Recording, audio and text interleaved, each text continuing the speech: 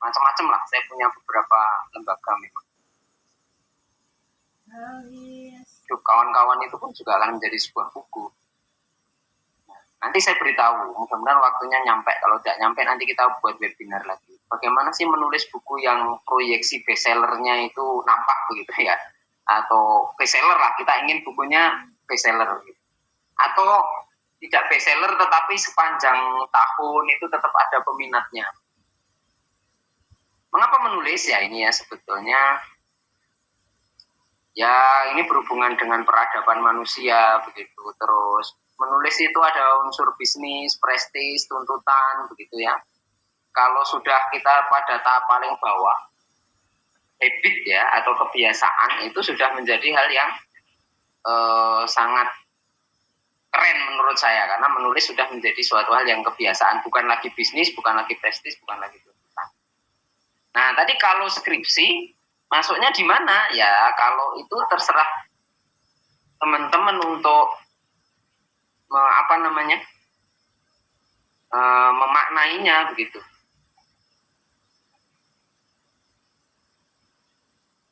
Jadi supaya nanti kita bisa menentukan begitu. Tapi paling tidak punyalah karya begitu ya, satu tulisan atau buku lah sepanjang hidup itu biar ada. Tadi kalau Pak Putra bilang ada peninggalan itu ya betul gitu ya, biar ada sesuatu yang ditinggalkan. Dan biasanya kalau sudah dapat 1-2 buku itu sangat ketagihan. Ya, jadi saya kembali ke tadi. Kalau konteksnya itu ingin menjadi buku lepas, ambil saja itu bagian skripsi bab 2, dipindah dulu, copy paste semua, hilangkan hipotesis, hilangkan pertanyaan penelitian, hilangkan kerangka pemikiran atau kerangka teori biasanya ada di bawah. Udah, itu kita kembangkan. Tetapi kalau suatu tulisan ilmiah, bukan sekedar laporan penelitian, nah ini yang harus kita ambil semua. Tetapi direduksi, tidak dibuat babnya sama dengan teman-teman menulis skripsi. Nanti masuk buku bab 1 pendahuluan, bab 2 kajian teori, ya itu bukan narasi buku. Nah kalau itu nanti memang ada trik khusus gitu ya. Sebagai cara mudah begini saja. Tentu halaman depan-depan itu kita clearkan dulu. Nah bab 1 pendahuluan itu bisa kita ganti dengan misalnya biasanya kan intinya latar belakang masalah dan sebagainya. Nah, bisa juga kita babnya itu jangan pendahuluan, tapi persoalan seputar apa, gitu, kajian dalam skripsi Anda apa misalnya, persoalan seputar perilaku disiplin. Nah itu kan isinya latar belakang masalah. Jadi jangan diberi pendahuluan. Jadi kecuali monograf. Nah ini monograf beda lagi Bapak Ibu dosen ya, tidak di sini karena ini laporan hasil penelitian. Nanti laporan hasil juga jangan disebut laporan hasil begitu ya. Nah, teman-teman bisa menyebutnya misalnya temuan terkait perilaku disiplin begitu ya. Nah, itu juga bisa kalau konteks skripsinya tadi tentang disiplin. Begitu. Jadi memang ini agak sedikit harus jeli gitu. Diswitchkan ke situ, terus pendahuluan tadi seperti itu. Nah, nanti teorinya itu dipecah-pecah menjadi beberapa bab, tidak menjadi bab 1 kajian teori begitu. Sehingga nanti kalau sudah berbentuk buku, itu akan menjadi beberapa bab. Bisa 6 atau 7 bab. Nah, jadi tinggal teman-teman memilih mana skripsinya mau dibuat yang seperti apa. Apakah tadi yang lepas saya bilang, cukup diambil bagian bab 2 saja, mungkin sama bab laporan begitu ya. Nanti laporan itu kita include-kan juga untuk masuk di bab terakhir, misalnya aplikasi penerapan disiplin, begitu bahasanya. Juga boleh.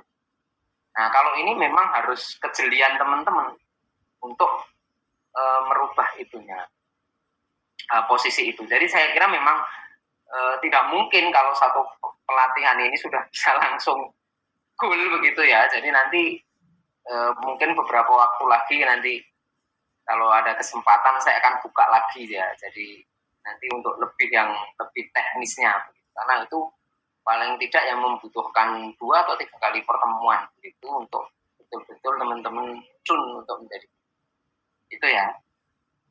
Nah, jadi dan saya sebutkan ini mindsetnya itu author itu seperti tidak pernah berusaha konsisten untuk mengkonsumsi jus jambu atau bahan makanan yang bisa meningkatkan kadar HB gitu ya, untuk supaya trombositnya tidak terlalu mudah turun.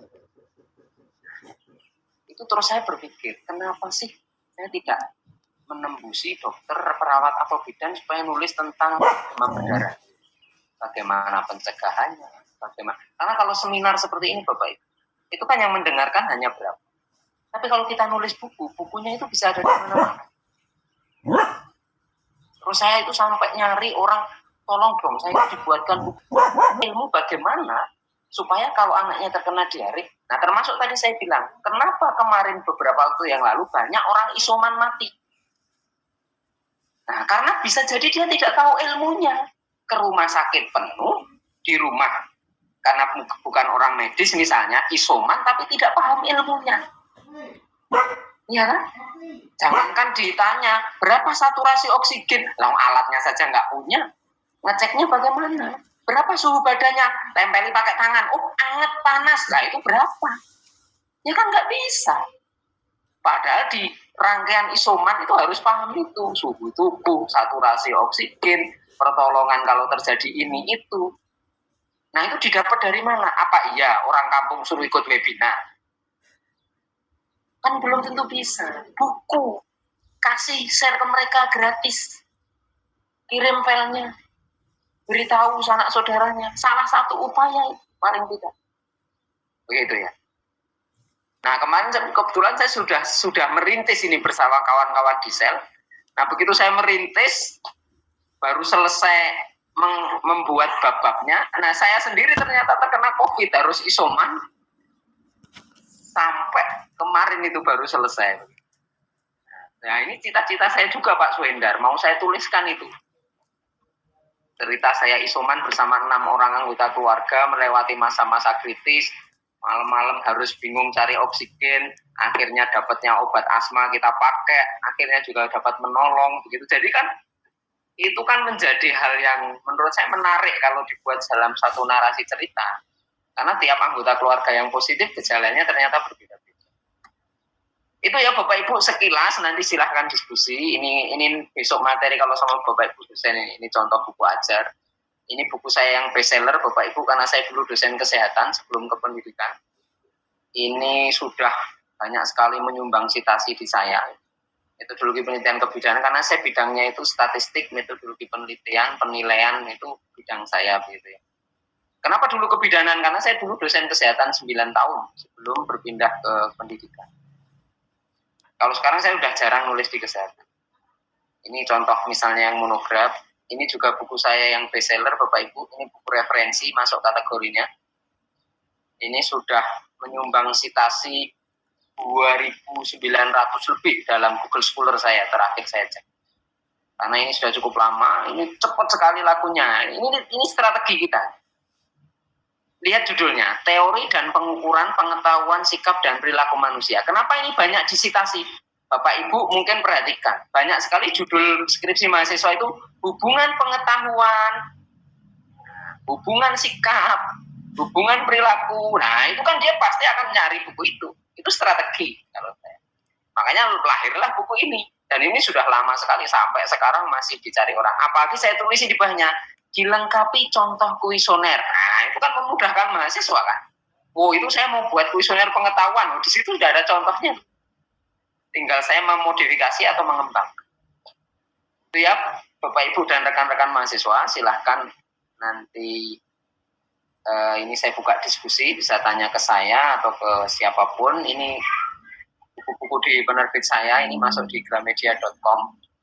Ini semuanya free ya, ini sudah beredar luas. Ini milik Profesor Jemari Mardapi, ini juga milik profesor, ini juga profesor begitu ya, yang publish di tempat kami begitu, dan ini sudah beredar luas di masyarakat, nanti bisa dicari begitu.